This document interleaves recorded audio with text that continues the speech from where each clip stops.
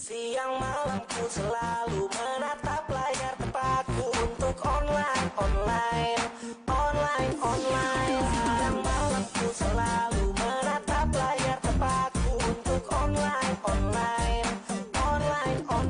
Jari dan keyboard beradu, pasang earphone dengan lagu. Aku online.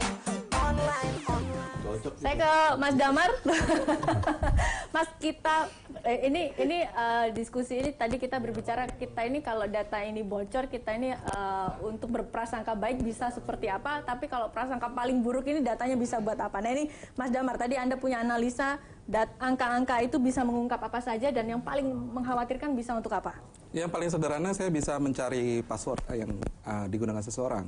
Karena kombinasi password orang yang sederhana itu adalah tanggal lahir dan tahun lahir. Sehingga itu bisa paling sederhana, bisa dibuka ya sebetulnya.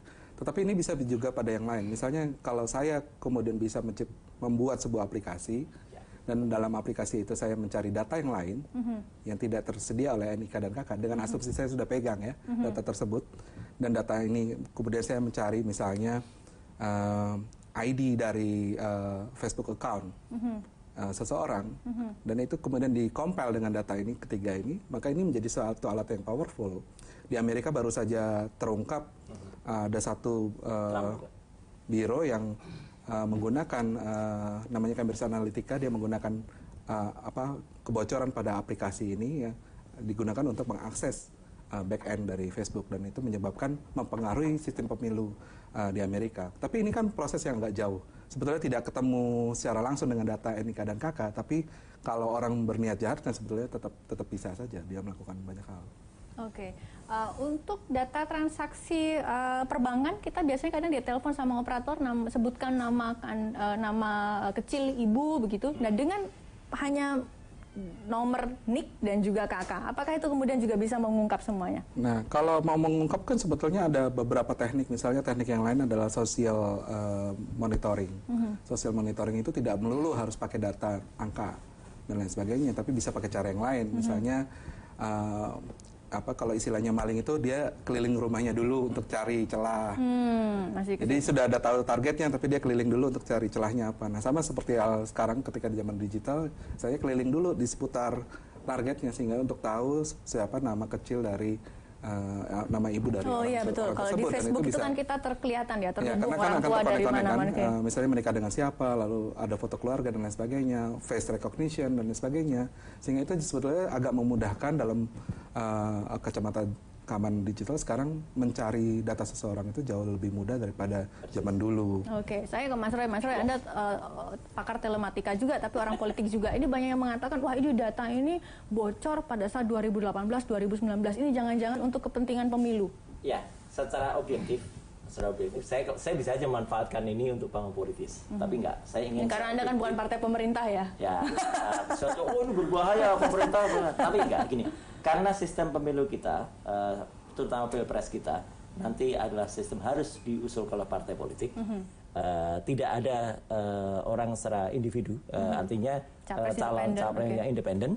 Maka sebenarnya kekhawatiran soal data pelanggan dimanfaatkan untuk nanti dukungan itu sebenarnya tidak. Ya apalagi partai pun harus dengan presidensial threshold 20%. Apa yang paling mungkin seandainya, katakan ini kan karena calon independen, maka tidak bisa. Kalau dengan data itu bocor, apa yang mungkin bisa dilakukan dengan data itu terkait dengan pemilu? Cetak KTP palsu? Kalau independen memang bisa, dukungan kan bisa di-create dari situ.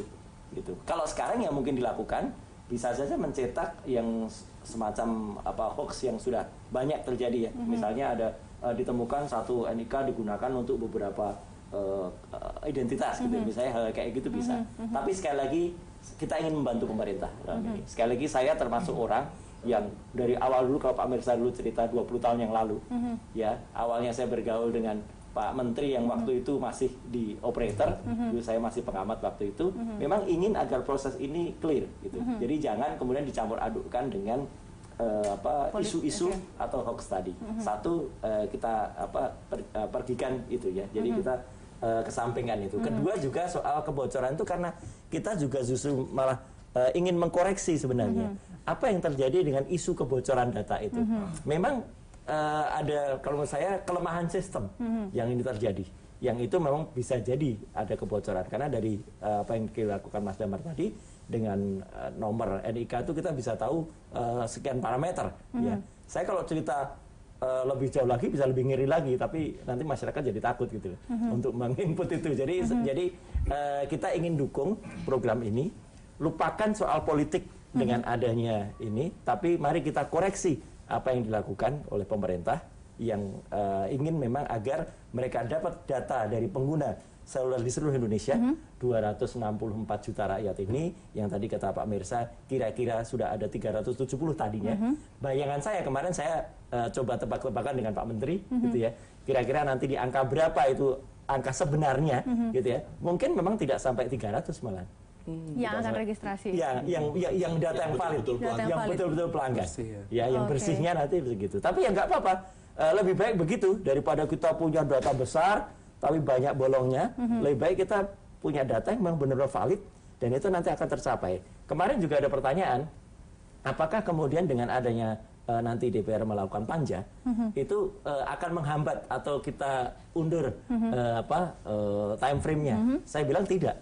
Harus selesai Mei nanti juga harus segera selesai. Jadi ini tidak mengundurkan terus nanti ada yang bilang oh ini harus di moratorium gitu misalnya. Ya, karena pikiran dari politik kan juga beda-beda. Kami kemarin di DPR juga ada yang mengusulkan oh kalau gitu harus ditunda dulu gitu.